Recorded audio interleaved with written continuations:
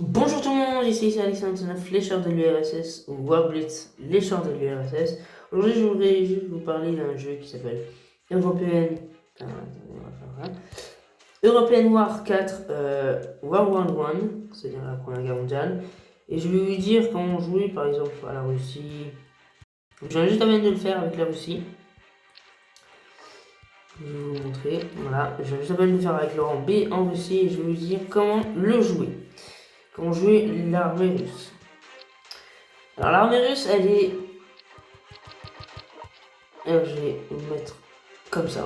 L'armée russe, en fait, quand vous voyez, en fait, voilà, il a la Prusse qui peut nous embêter, la Roumanie qui peut nous embêter, aussi la Bulgarie, et surtout l'Empire ottoman.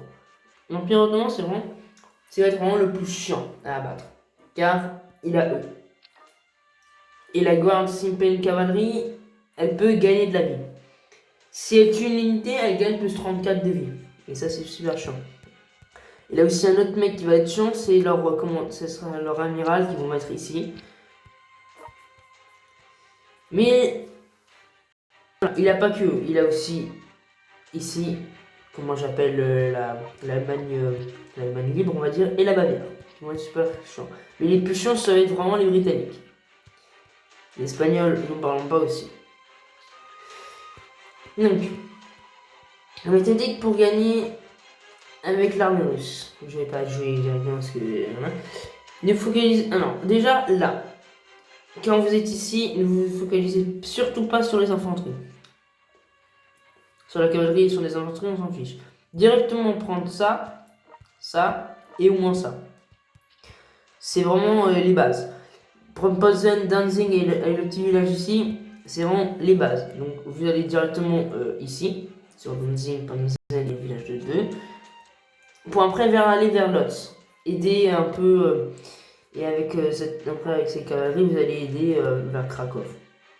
Là, alors là, vous allez vraiment directement prendre ça. Parce que ça, c'est vraiment pour reprendre de la vie pour les infanteries. Mais hein, c'est qu'en fait, avec ça, en fait, mobiliseront le plus d'unités ici pour contenir eux. Et avec les navires, vous allez essayer de détruire Bucarest, je veux dire. Ce qui aura lui qui va être un peu chiant car il voudra aller directement sur nous. Avec ces unités, pas ça non, mais voilà, ces 4 unités qui sont ici, vous allez tout ramener vers le bas pour contenir l'Empire ottoman qui va être chiant. Pourquoi? Parce qu'ils vont faire que des attaques insensées. Ils vont prendre Tripelitz, mais vous pouvez après reprendre. Si vous arrivez très bien à jouer et que vous économisez beaucoup, vous pouvez facilement.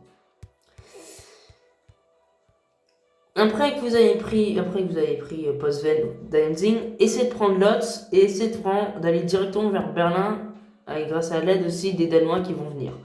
Les Français vont prendre Hambourg à un moment, et voilà. Là, je te dis qu'elle est comme ça. Et là, vous allez essayer vraiment de mobiliser vraiment le plus d'unités.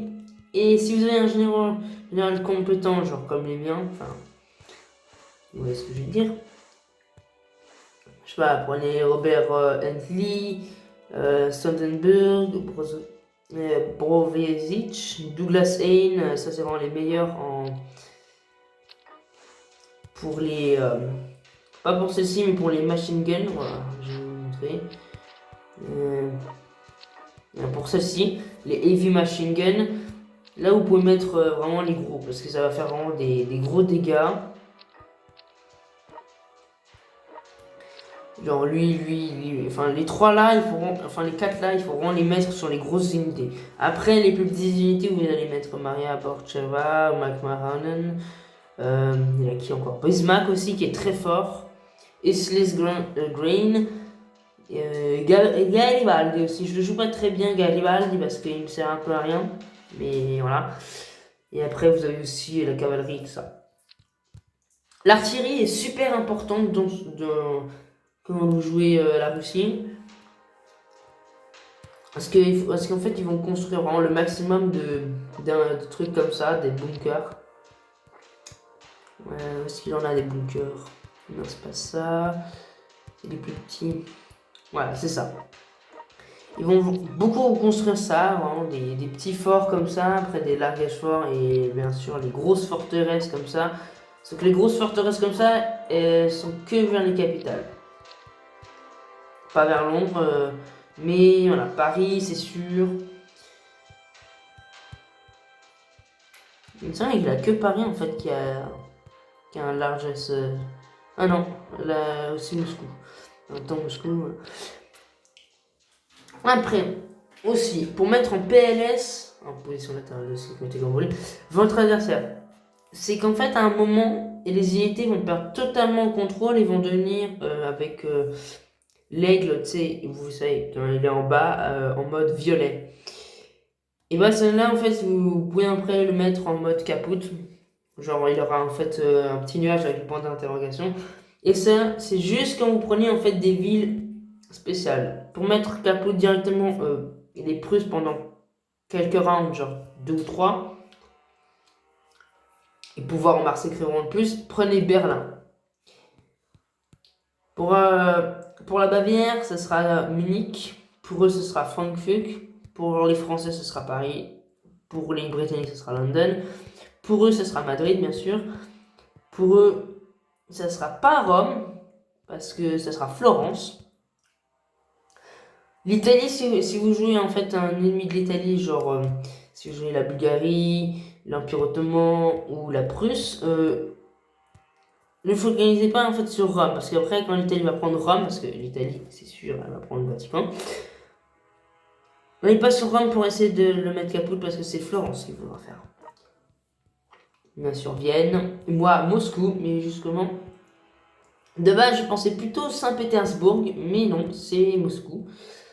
Et là, bien sûr, c'est Constantinople. Donc, j'espère que cette explication vous aura aidé à avancer dans le jeu. Sur ce, je vous dis à plus. Allez, ciao ciao!